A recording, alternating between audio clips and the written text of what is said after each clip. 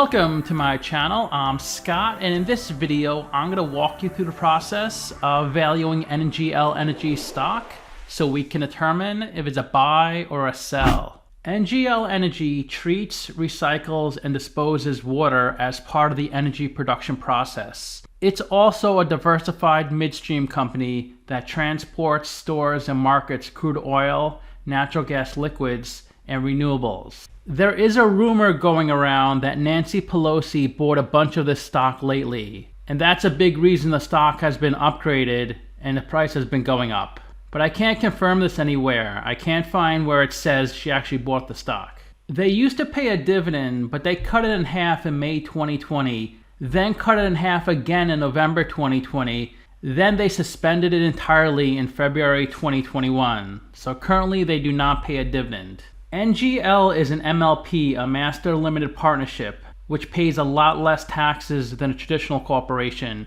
It avoids double taxation. To qualify, the business must receive 90% of its revenue from natural resources or real estate. All dividends received from an MLP are taxed as ordinary dividends, which is the higher tax rate. Qualified dividends is a lower tax rate. If you hold an MLP stock in your retirement account and receive more than $1,000 of dividends in a year, it is considered unrelated business taxable income, which makes it subject to being taxed immediately. For this reason, some people suggest not to have MLP stocks in a retirement account. The company is headquartered in Tulsa, Oklahoma, and was founded in 1940. It went public in 2011 and trades on the New York Stock Exchange and Deutsche Börse.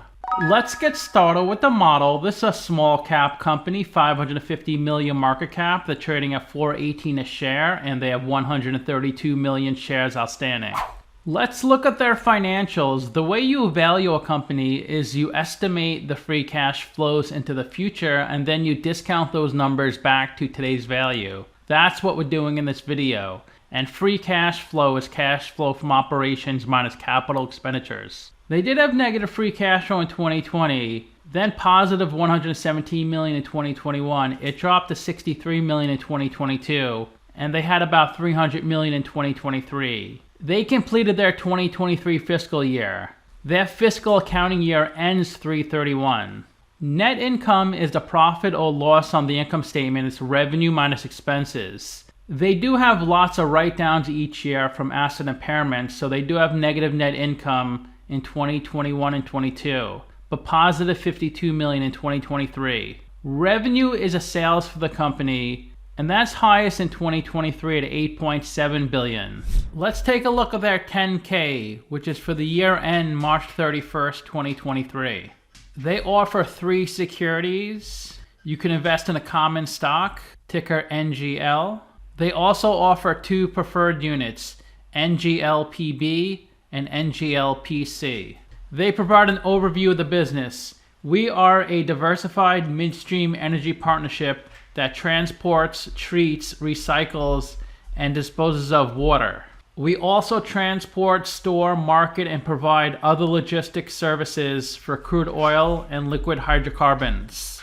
Originally formed in September 2010, we are a master limited partnership, and our business is currently organized in 3 segments. Our water solutions segment transports, treats, recycles, and disposes of produced and flowback water generated from crude oil and natural gas production. We also sell water for reuse and recycle and brackish non-portable water to our customers to be used in their crude oil exploration and production activities. As part of processing water, we aggregate and sell recovered crude oil, also known as skim oil. We also dispose of solids such as tank bottoms, drilling fluids, and drilling muds, and perform ancillary services such as truck and frac tank washouts.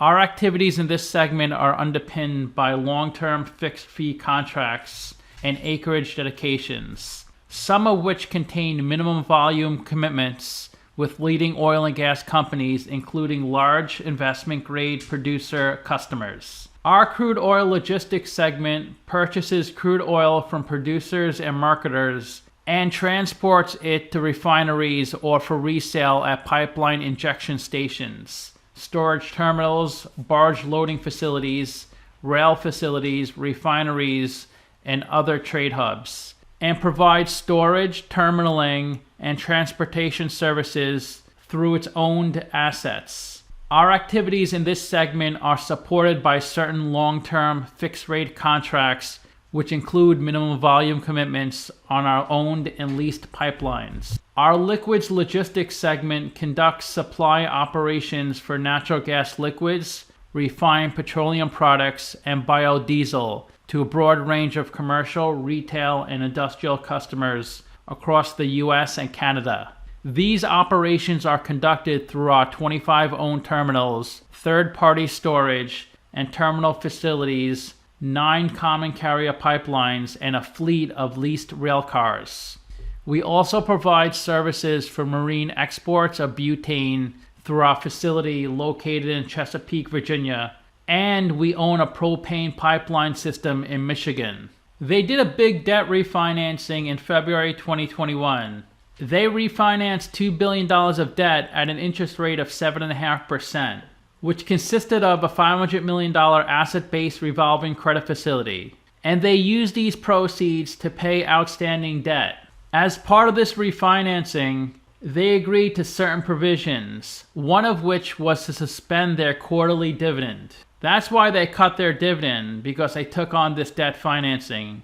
And that was one of the rules in the contract, to suspend their dividend. In April 2022, they amended the ABL facility to increase the commitments to $600 million. But they did agree to reduce it back to $500 million in March 2023. Here's a map of their operations. The green circle shows their liquid terminals. They have 2 in Washington, 1 in Oregon.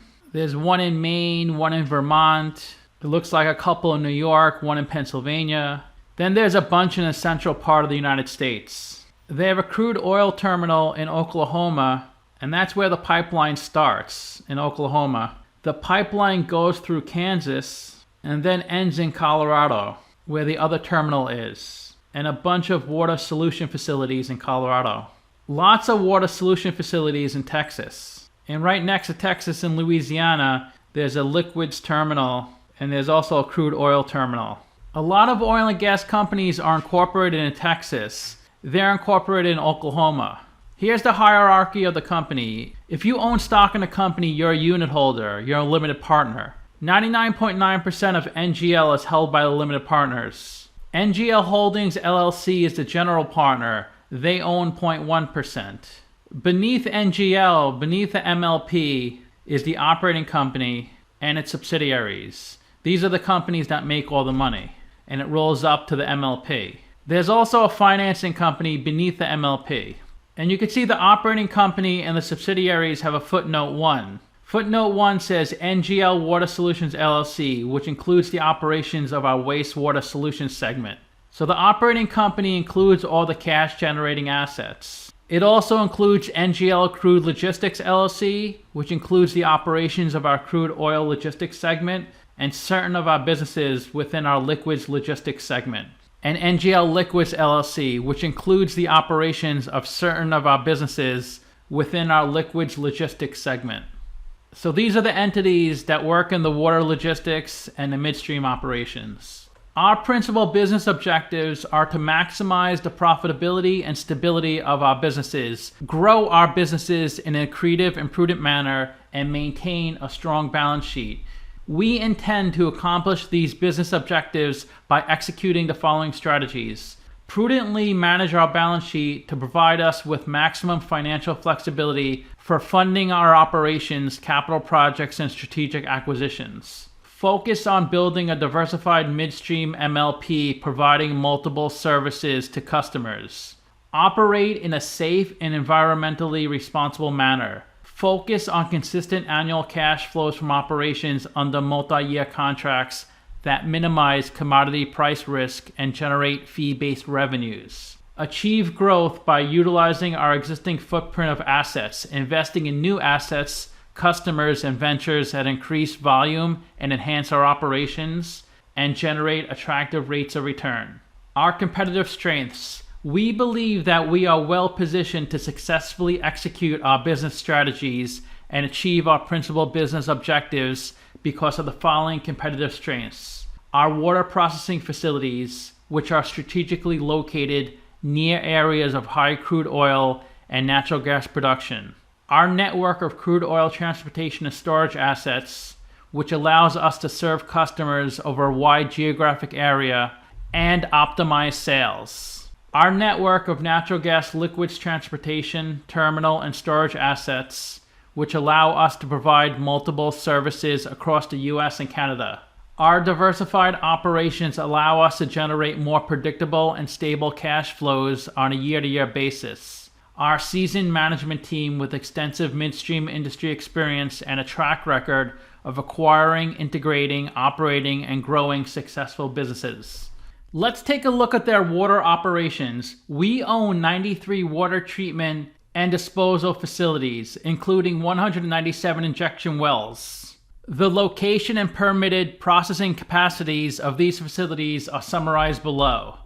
I'm sure you're familiar with the Permian Basin. In Texas and New Mexico, they have 57 facilities and 125 wells, and that produces about 5 million barrels a day. The Eagle Ford Basin in Texas, 19 facilities, 33 wells, 836,000 barrels. The DJ Basin in Colorado, 13 facilities, 31 wells, 500,000 barrels a day.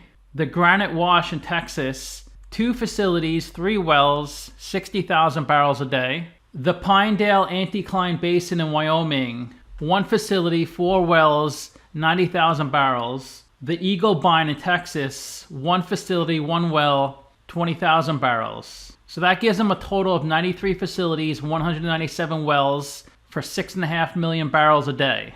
They own the land where these wells are that they produce 2.4 million barrels a day. And they produce 4.1 million barrels a day on land that they lease. Let's look at their pipeline injection stations. In Texas, they have 13 pipeline injection stations. New Mexico has 6, Oklahoma 5, and Kansas 3, for a total of 27. And they deliver crude oil through their pipelines to crude oil refiners, producers, and marketers. 85% of their revenue is from 10 customers. This table summarizes their storage capacity. They have 2 facilities in Virginia where they can store 21 million gallons of liquid. And that's connected to a rail facility and marine facility because you need access to deliver the product. Of course, storing is important, but you have to somehow get the product to the customer somehow, either by rail, truck, vessel, or of course, pipeline. In Arkansas, 3 facilities, 3.9 million gallons. Minnesota, 1 facility, 1.8 million. Missouri, 2 facilities, 1.8 million. Indiana, 1 facility, 1.5 million. Wisconsin, 2 facilities, 1.1 million. Massachusetts, 2 facilities, 788,000. Louisiana, 1 facility, 720,000.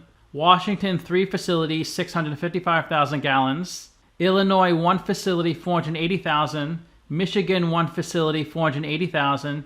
New York, 2 facilities, 450,000. Remember, we were looking at the map earlier and we talked about a few of these states. Pennsylvania, 1 facility, 180,000. Maine, 1 facility, 120,000. And Vermont, 1 facility, 120,000.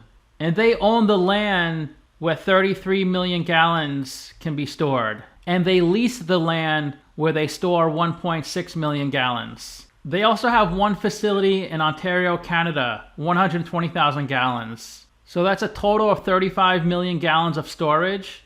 Most of that is land they own. This table summarizes their leased storage space. And this is where they store natural gas liquids and refined products. Kansas is their biggest, 57 million gallons. Michigan, 25 million. And that's connected to a rail and truck facility.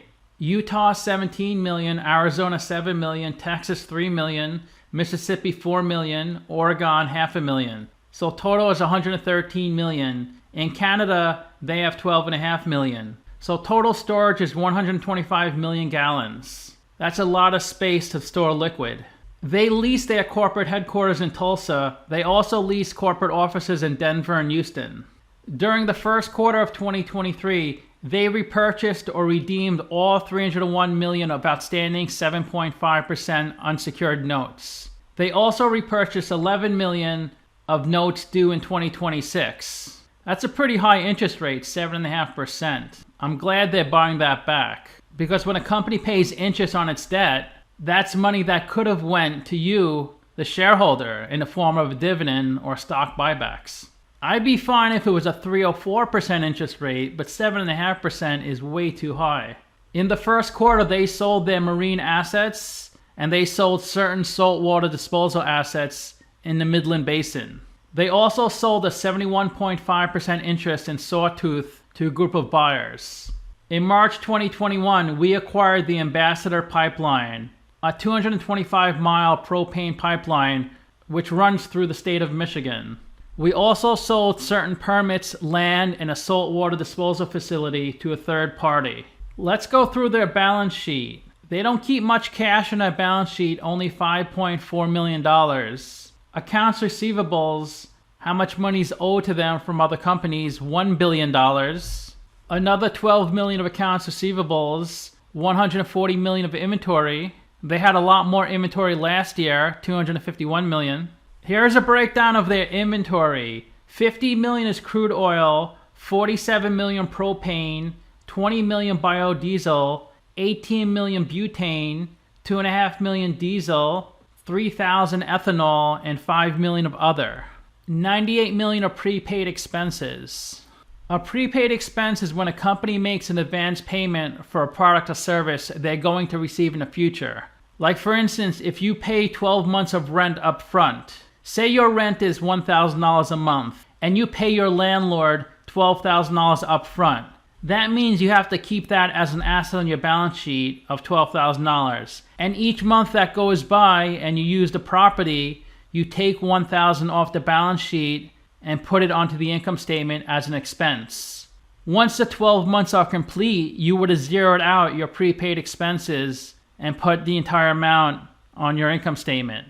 But let's say it was 6 months into the year, you would see $6,000 of prepaid expenses, and you would have put $6,000 onto your income statement the past 6 months. Total current assets, $1.3 billion, which are higher than current liabilities of $1.1 billion. So their current ratio is above 1. I think it's important this company has a current ratio above 1, because they're not bringing in that much extra free cash flow. So you want to make sure they have enough funds to get through the year.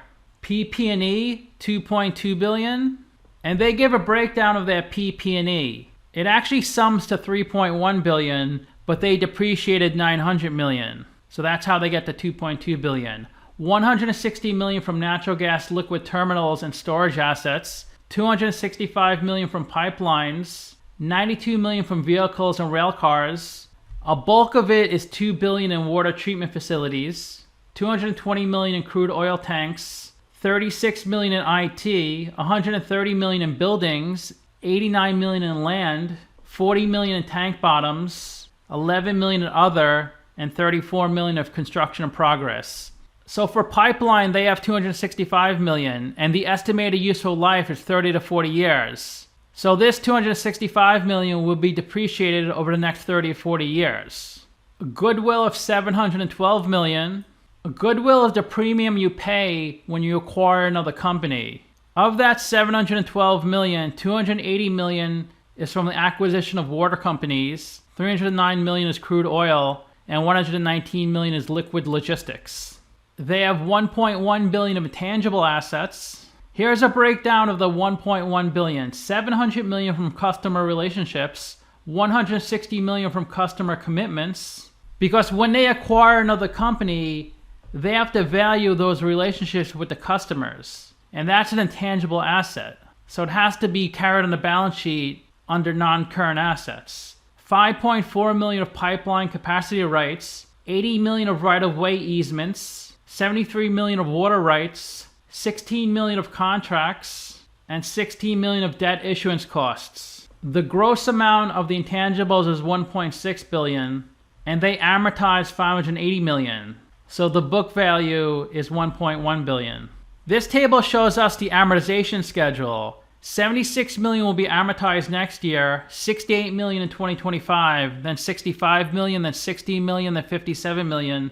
$730 million will be amortized in all years after 2028. They have $21 million of investments in unconsolidated entities. These are investments in other companies that are not consolidated onto their financials. So let's say they only own 5% of another company. Then they would not consolidate that company's financials onto theirs. Here's a breakdown of the $21 million. $15 million in a water company, another $3.5 million in a water company, $2 million in another water company, $300,000 in an aircraft company, $160,000 in a natural gas liquids terminal. They have $90 million of operating leases, right-of-use assets. These are assets that are owned by another company that they lease. So the value of those assets is $90 million. Then we have $58 million of other non-current assets. Here's a breakdown of the $58 million. $38 million is from a line fill, $8.5 million from loan receivables, $4.6 million from minimum shipping fees, and $7 million from other. So their total assets are $5.5 billion, down from $6.1 billion. Let's look at their current liabilities. This is how much money they owe within 12 months. They owe $930 million in accounts payable. This is when they buy products on credit.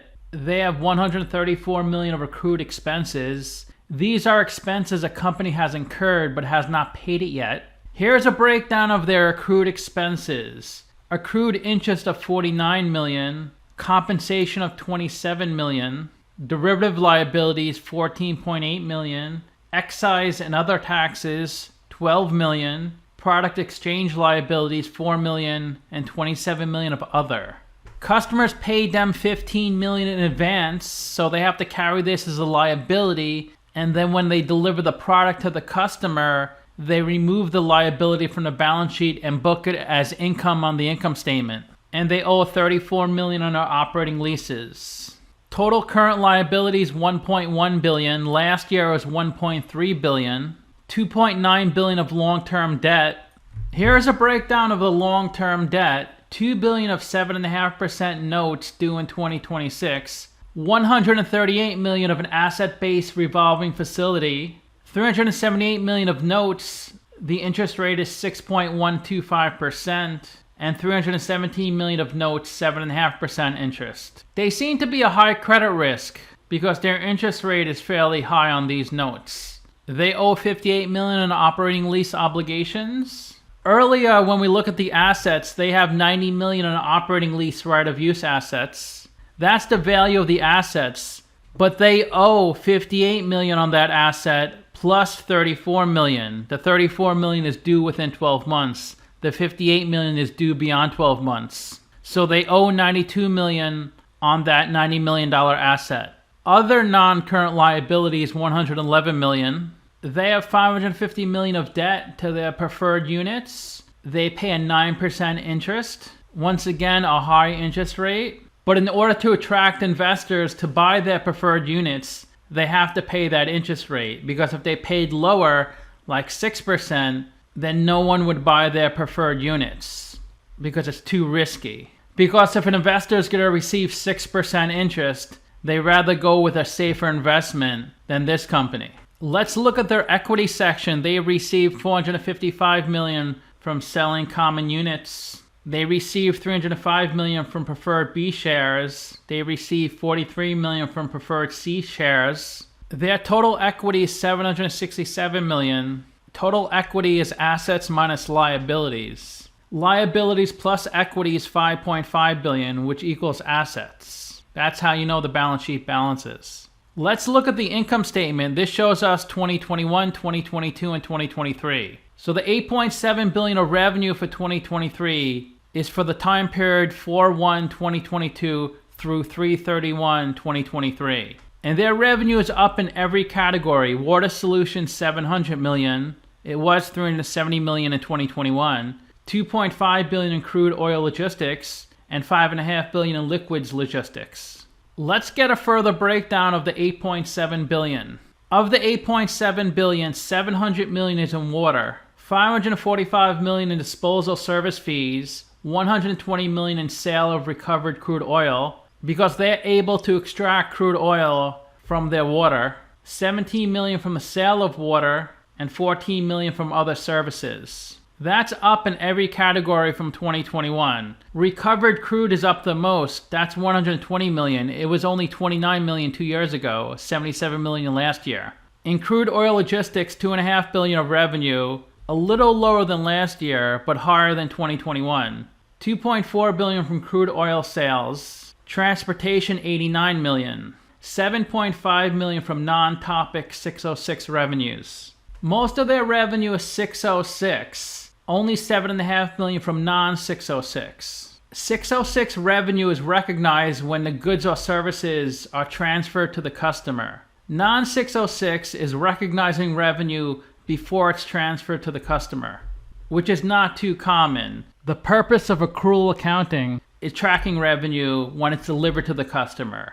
In liquids logistics, 2.6 billion of refined product sales. That's up a lot. It was only 1.1 billion in 2021. Propane, 1.2 billion. That's down from last year. Butane, 770 million, also down from last year. Other, 565 million. And non-606, 476 million. So total is 5.5 billion. In order to generate the 700 million of water revenue, it only cost them $14 million. Great margins. In order to generate the 2.5 billion of crude oil logistics, it cost them 2.3 billion. Not good margins. In order to generate the 5.6 billion of liquids logistics, it cost them 5.4 billion. Most of their profits and margin are in water solutions. So in order to generate the 8.7 billion of revenue, it cost them 7.7 billion. Of course, they have lots of operating expenses. Operating is 313 million. General and admin, 72 million. Operating and general and admin are up from last year. The increase was due to higher utility, royalty, and chemical expenses as a result of the increase in produced water volumes processed. Depreciation and amortization, 273.6 million. Here's a breakdown of the 273.6 million. 207 million from water solutions, 47 million from crude oil logistics, 13 million from liquid logistics, and 7 million from corporate. They had an $87 million impairment in 2023. Here's a breakdown of the impairment. 46 million from water solutions, 31 million from crude oil, and 10 million from liquids. And then a $10 million expense from the revaluation of liabilities. And that revaluation was from water solutions. And here's a footnote on that revaluation. Amounts represent the non-cash valuation adjustment of contingent consideration liabilities offset by the cash payments related to royalty agreements acquired as part of acquisitions in our water solutions segment. So they had 289 million of operating income, more than triple of last year, and a lot better than 2 years ago. They had a loss of 390 million. So things seem to be improving.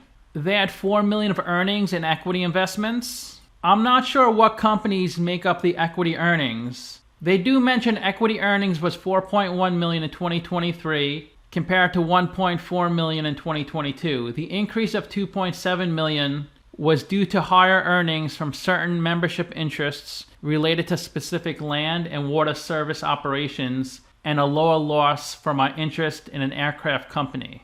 I wonder what the aircraft company is. Let me know in the comments if you know.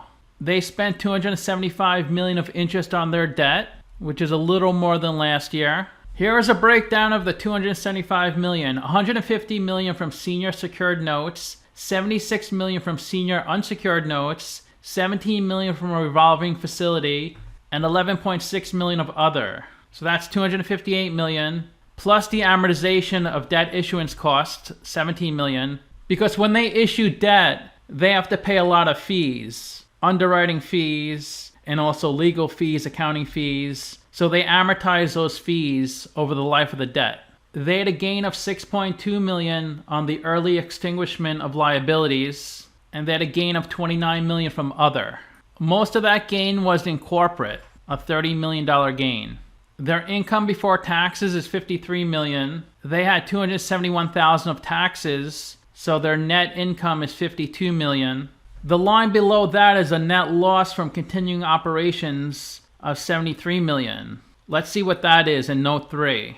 Here's their net income of $51 million, but they paid $125 million to their preferred shareholders. So when a company pays preferred shareholders, that comes from the income statement. When it pays common shareholders, it doesn't affect the income statement. It affects the statement of cash flows. So that's why they had a negative on the income statement, because of that big payment to preferred shareholders. That gives them a loss of 56 cents a share, which is better than last year of a loss of 222, and before that it was 567. And they are increasing their shares outstanding. It was 129 million, 130 million, now it's 131 million. Let's look at the statement of cash flows. And the way you calculate operating cash flow, you start with your net income of 52 million. Then we have to add back the non-cash items on the income statement. We add back depreciation and amortization, 290 million. We add back then impairment loss, 87 million. Then we have to adjust for changes in working capital. So even though they had 52 million of net income, they generated 445 million of cash flow. Last year, they also had positive cash flow of 200 million. Before that, it was 300 million. And then in their investing section, they had 64 million of cash flow. They spent 147 million on CapEx. These are investments in property, plant, and equipment. The following table summarizes expansion and maintenance of CapEx, acquisitions, and other investments for the periods indicated. For their CapEx, they spend 79 million on expansion. So that's buying new CapEx, and 61 million of maintenance, because they have to maintain their equipment. There's a lot of maintenance for the pipelines and facilities. You can see last year they spent 76 million in expansion, 59 million in maintenance. In 2021, 90 million in expansion, 29 million in maintenance. They had a cash inflow of 54 million from commodity derivatives, 46 million from the sale of assets, 111 million from divestment of businesses.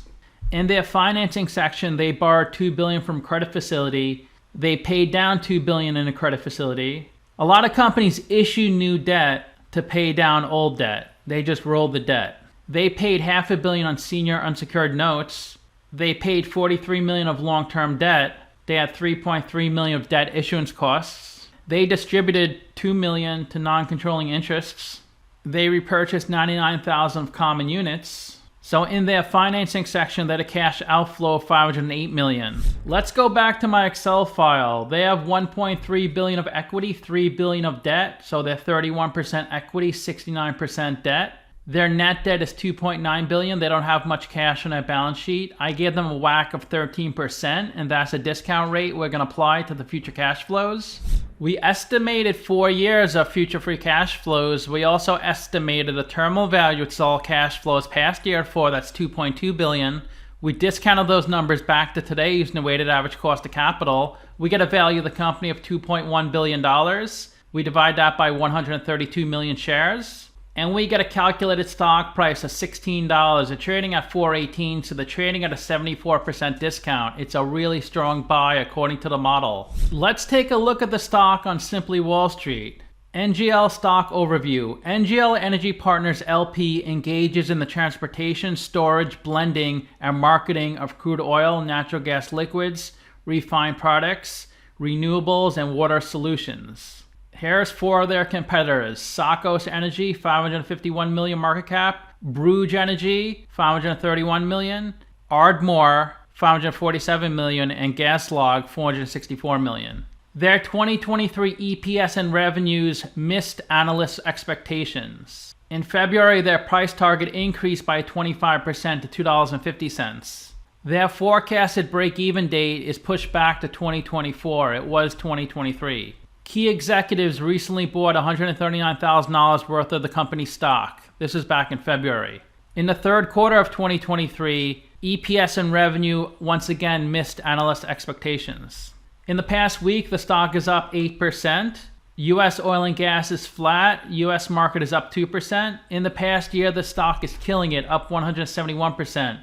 U.S. oil and gas 10%, U.S. market 18%. Look at that price to sales ratio, 0.1. Their revenue is 8.7 billion, market cap $500 million. Usually a 1 price to sales is really good. A 0.1 is just ridiculous. Sometimes companies in bankruptcy have a 0.1. The average company in their industry has a price to sales of 2.3. They're at 0.06. which rounds up to 0.1. Sakos is 0.6, Ardmore 1.1, Gaslog 1.2, and Brugge 6.5. And all companies have negative sales growth. Simply Wall Street values the company at $20. They say it's 79% undervalued. Two analysts priced this stock and the average price target is $350. They say the stock is 16% overvalued.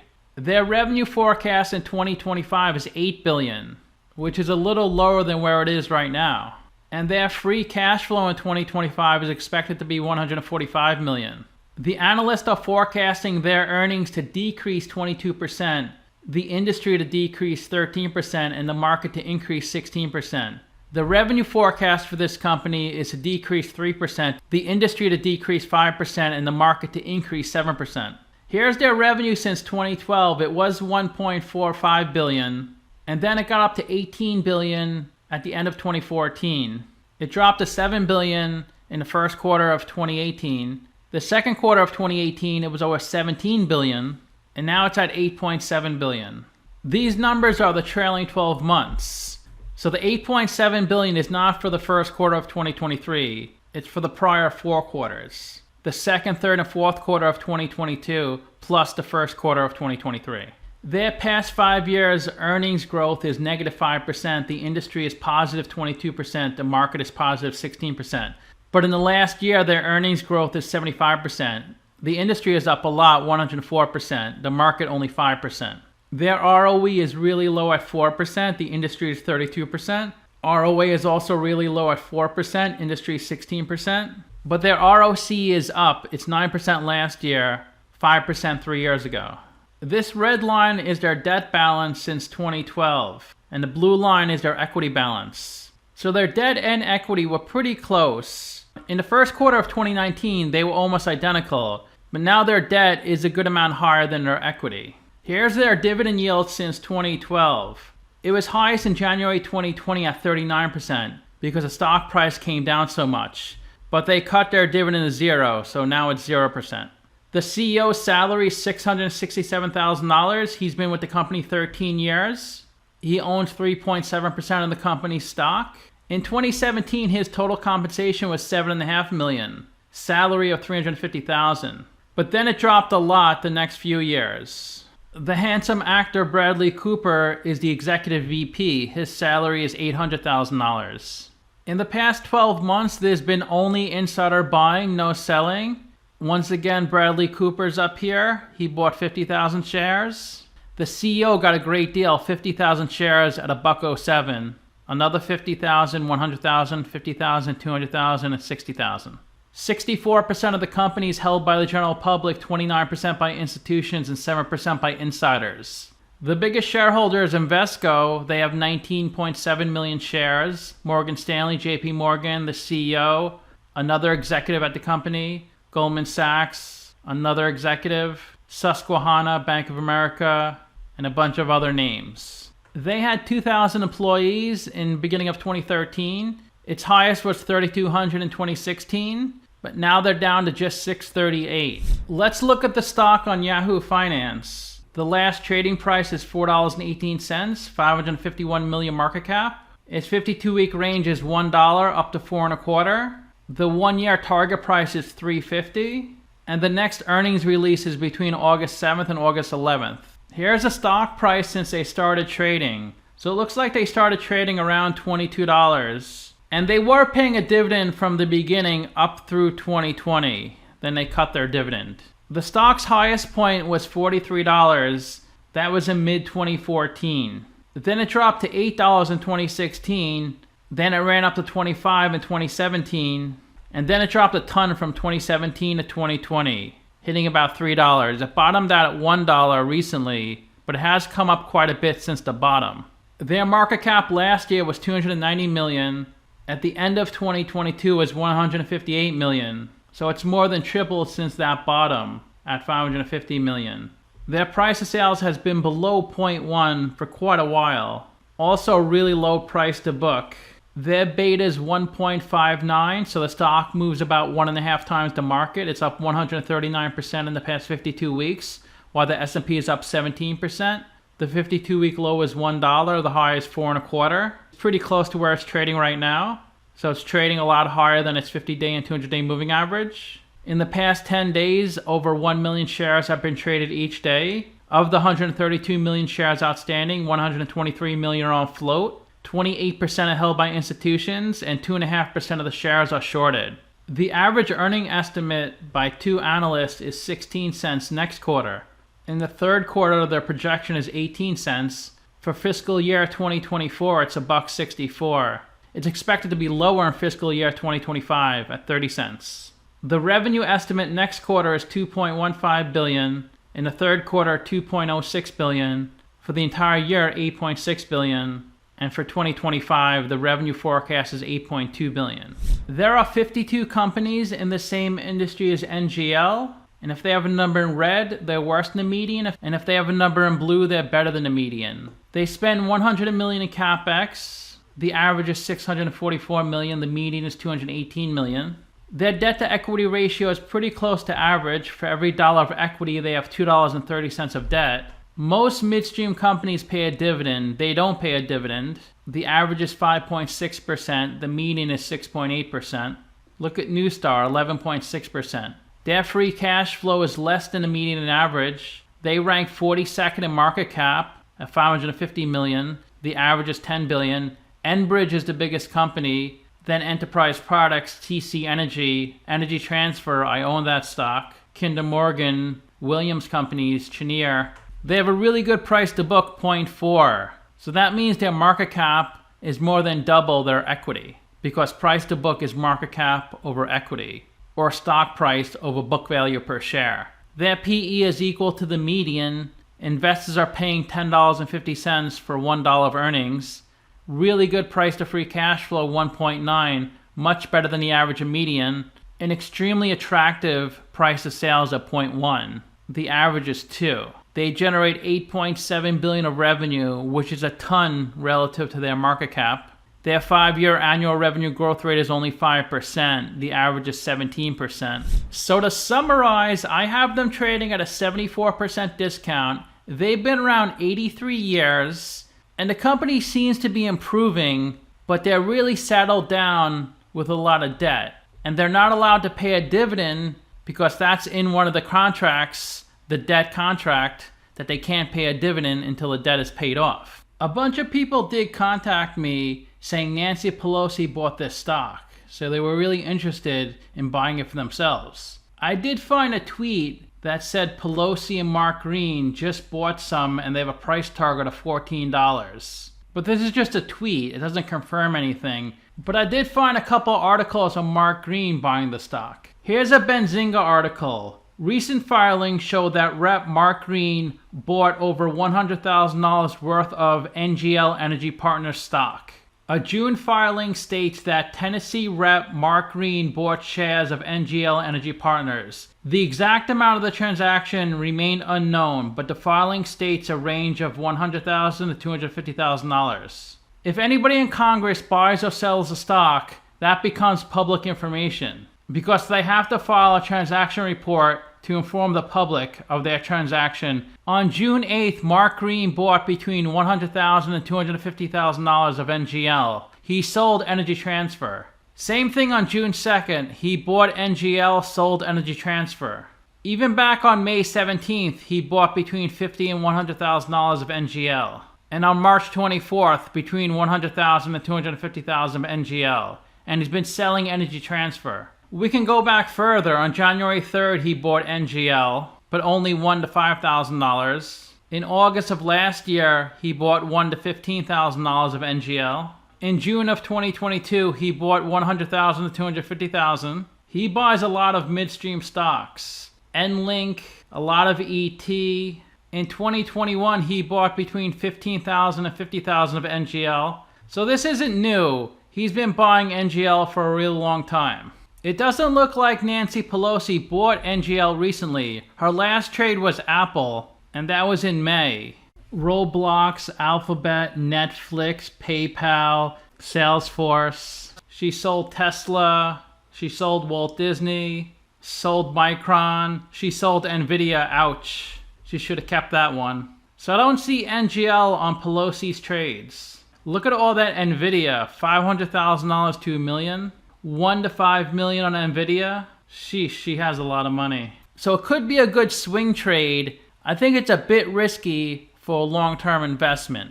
I ranked their free cash flow 6 out of 10, their revenue 7 out of 10, and their ratio is 8 out of 10. So let me know what you think. Give the video a like, subscribe, or comment below. If you'd like to get a custom valuation or just support the channel, you can become a member by clicking on the link in the description below. Thanks for watching.